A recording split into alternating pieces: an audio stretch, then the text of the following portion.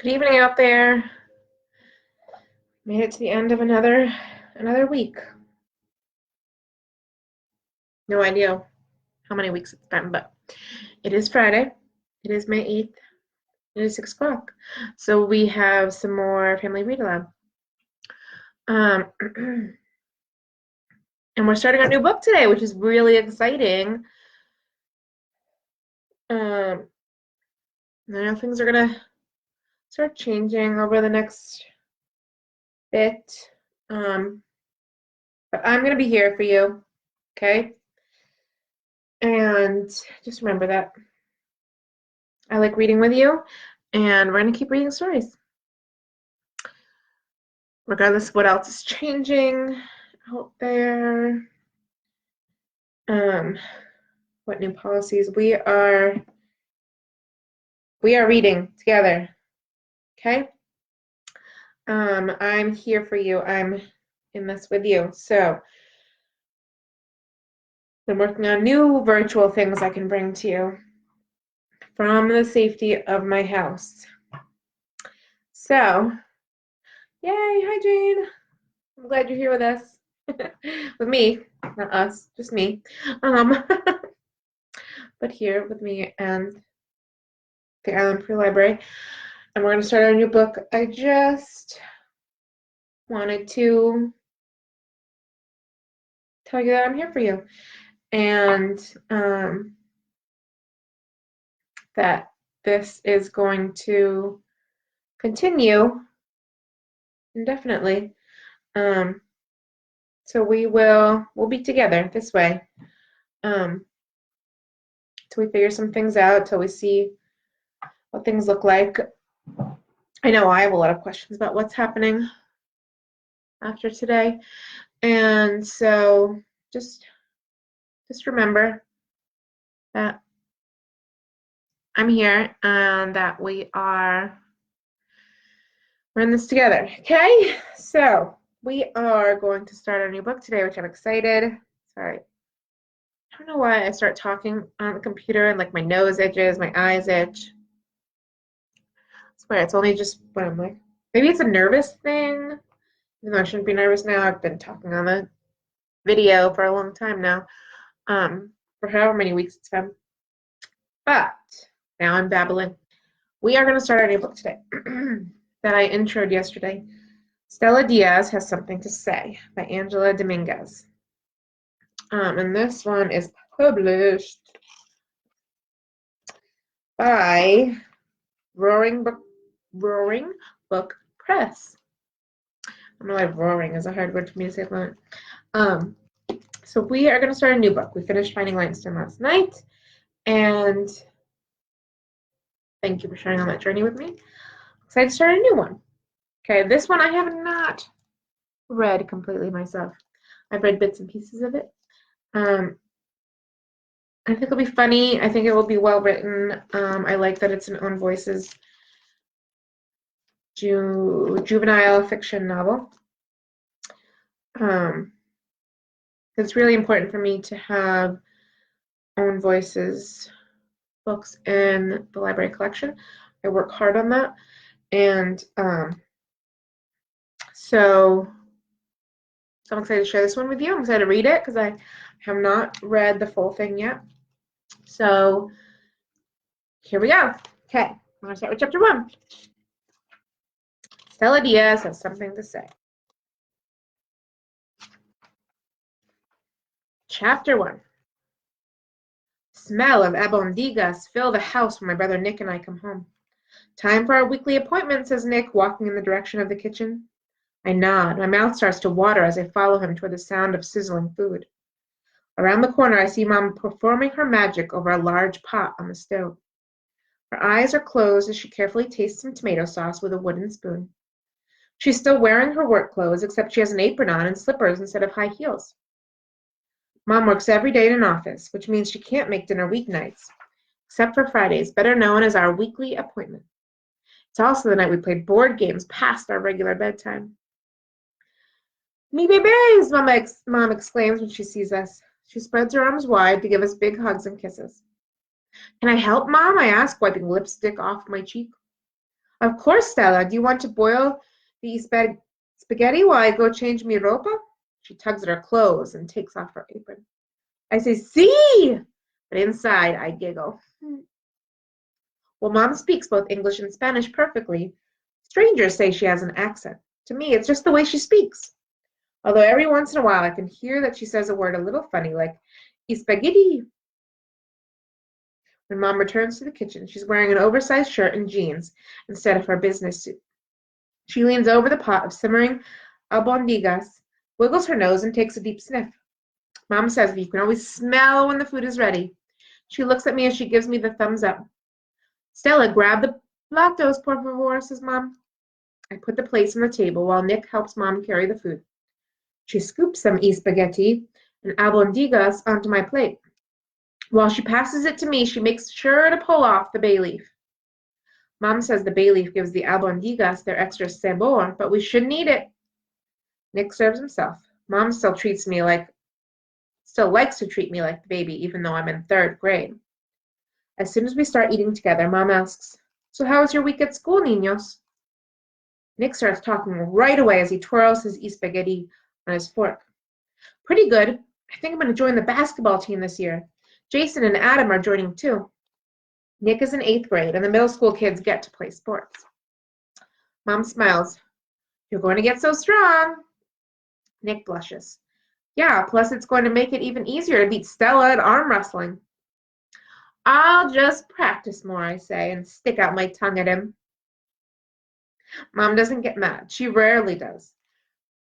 She only gets mad when there's hair pulling or name calling, which doesn't happen too often. She also won't take sides as much as I want her to sometimes. Instead, she just laughs it off. What about you, Stella? How was your week? Amazing. Today, Miss Bell said we are going to start sustained reading in class. That means we just get to read quietly. I think I'm going to read about fishes because of Poncho, I say.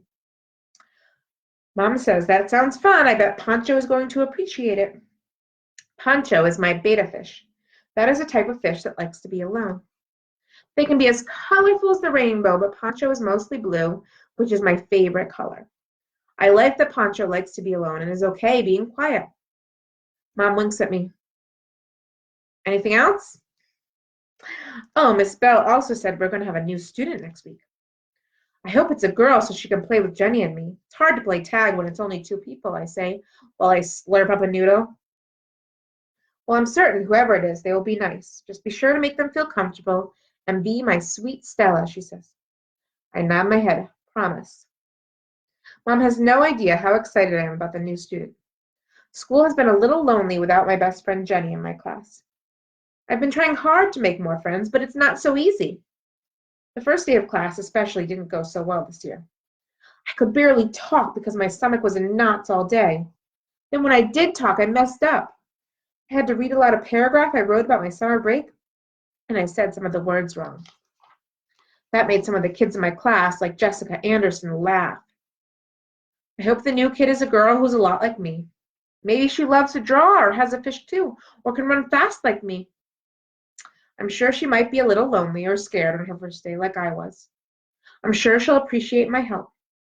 I'll show her the tricks around the school, like which lunch lady gives extra french fries or which bathrooms aren't as nice. I look over at Nick. Did you learn anything cool today? It's one of my favorite things to ask him at dinner. Everything you get to learn in 8th grade just seems really interesting. He thinks for a second. Well, we studied tornadoes and all types of weather in science. The videos were pretty cool. Tornadoes? They're scary. Wait, can they happen in Chicago, Nick? He starts to snicker. Whenever he snickers, I know he is up to no good. Yes, he said, tomatoes can happen in Chicago. I cross my arms. Ugh, Nick, you know I said tornadoes, not tomatoes. I heard tomatoes, and you shouldn't be afraid of them. Then he gently elbows me. Now, Brussels sprouts, those are scary. Guess I'm making Brussels sprouts next Friday, said Mom, winking at me. Nick groans. Ew, okay. No more vegetable talk. Nick is pretty stellar most of the time, but he can still be an annoying older brother sometimes. Nick knows it especially bothers me that he laughs when I mess up my words. I can't help it. Sometimes I mix up the way words or letters sound, and when I do, I turn roja like a tomato. That's because the letters sound a little different in English and Spanish. I'm taking a class to help me, but I don't like that I have to take it, and I definitely don't like people making fun of me. Chapter 2. We eat until my stomach is as round as an albondiga. Then we move to the living room to play cards.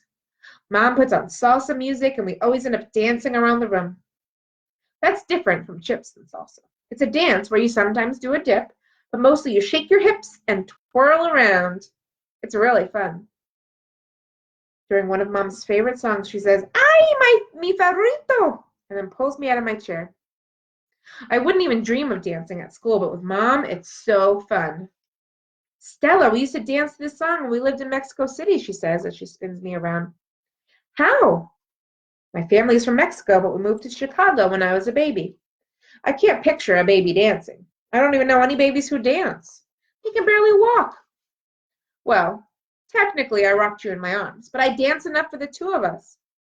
Mom picks me up for a second like I'm a baby, and it makes me laugh. Then she tries to pick up Nick, but he groans, "Mom!" As he brushes his hair back, I notice the smallest smirk on his right cheek. Lately, Nick is acting like he's too old to play with us, but I know he secretly still likes being silly. The smirk always gives it away. After many rounds of cards and salsa dancing, I head up to my room. Before bed, I feed my betta fish. "Next week, I'm going to learn everything about you and your relatives, Poncho," I say. Then I crawl into bed and stare at him swimming. I love Poncho, but I'm really glad I'm not a betta fish. I couldn't be in a tank all by myself without my family. I giggle. Nick would look funny as a talking fish. As I close my eyes, I start picturing the new student, my future friend. I hope she speaks Spanish, I say as I drift off to sleep. Chapter 3. Monday morning, Nick walks me to my school before he heads over to Arlington Heights Middle School.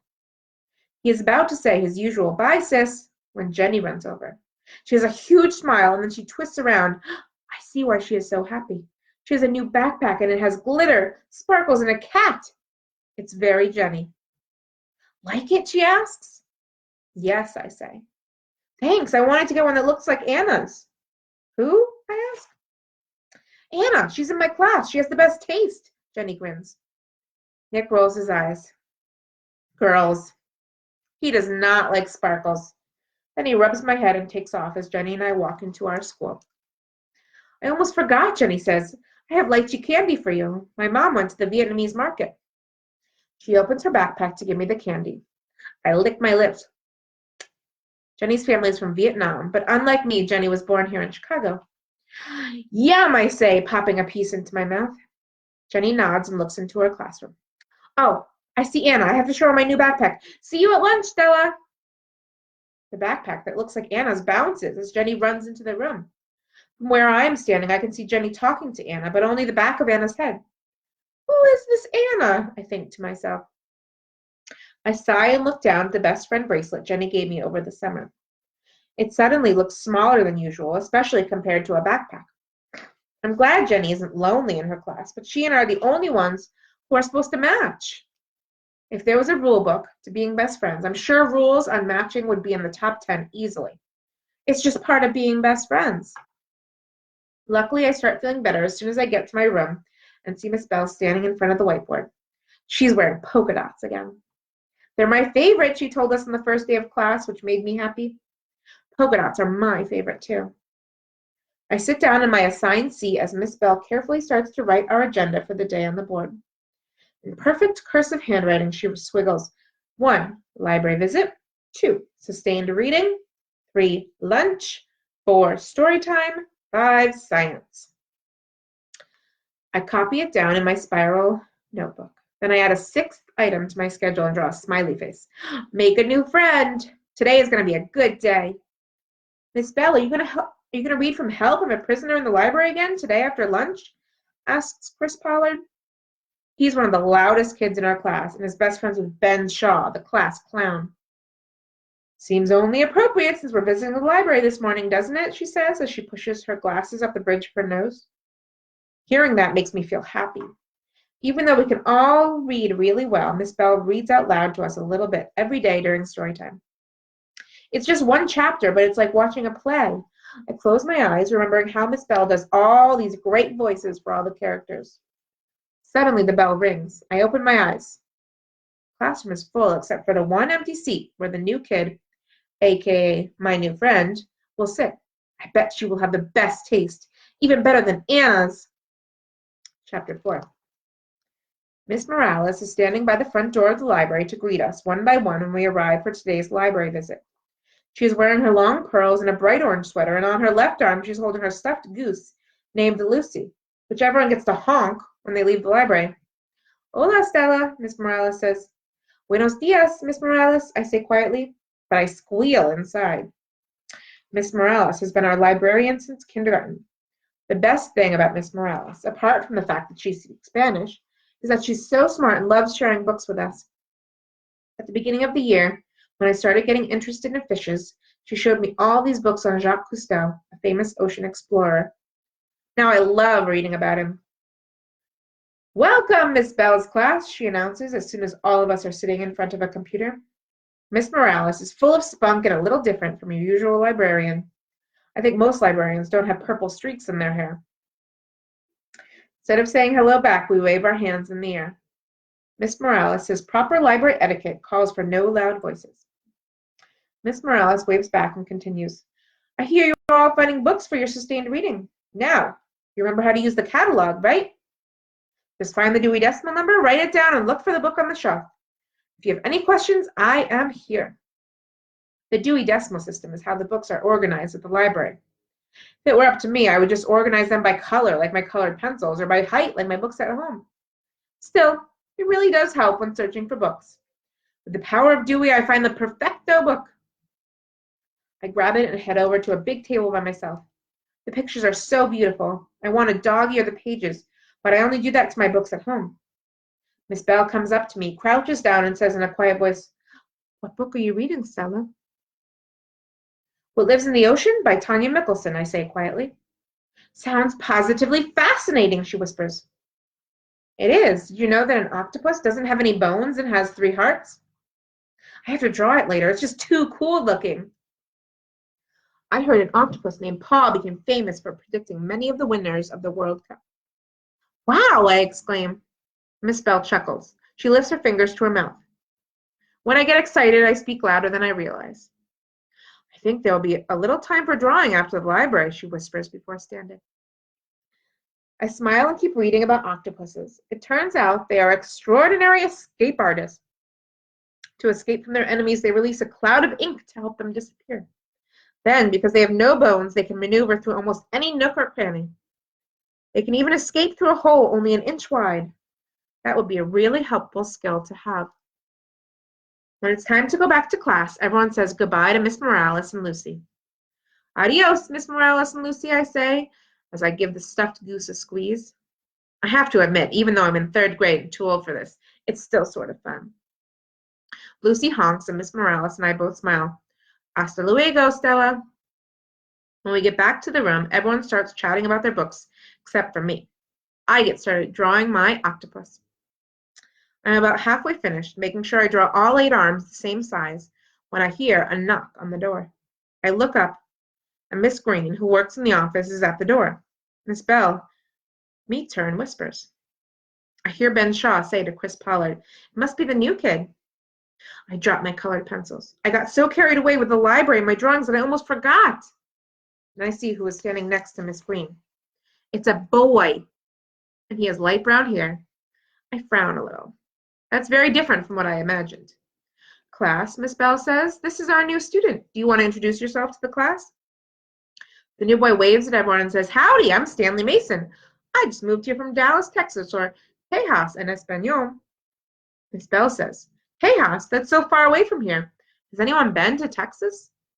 A few kids raised their hands. I actually was in Texas last year on our family road trip. We went to see the Alamo, and we even went to a cave where we took a picture with a dinosaur sculpture named Grendel.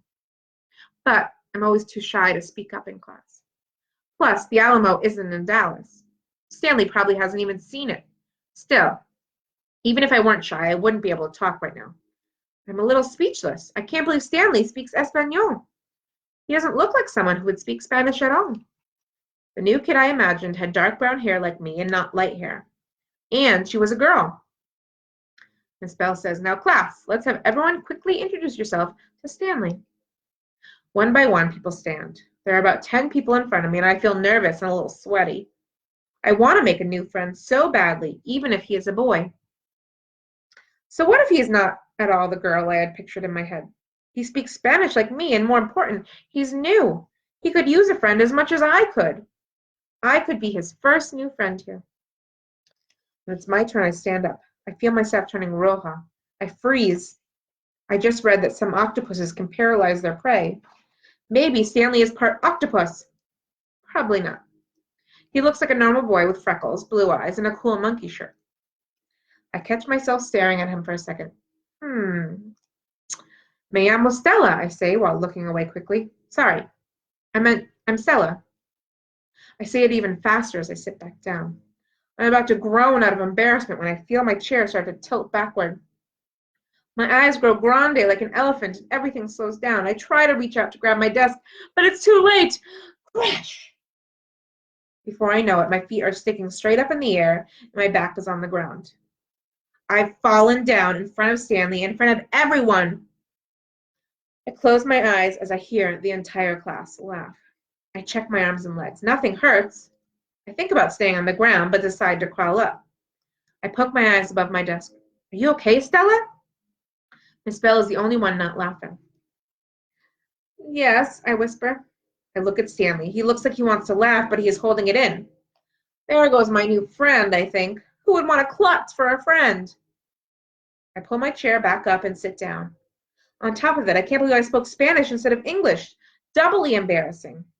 I stare at my drawing and think about escaping through a tiny hole or disappearing in a cloud of ink. Today, I really wish I weren't an octopus. We'll pick up with chapter 5 tomorrow. Not tomorrow, Monday. We'll be back Monday. Some more of Stella Diaz has something to say. So you can think over the weekend, what do you think's going to happen? Do you think Stanley's going to want to be Stella's new friend? I would want to be Stella's friend. I would totally be cool with that. So, okay. Bye out there. Have a great weekend, and I will be here Monday at 6. We'll keep reading some more, and be safe, be well. Know I'm here, know we're in this together. Okay.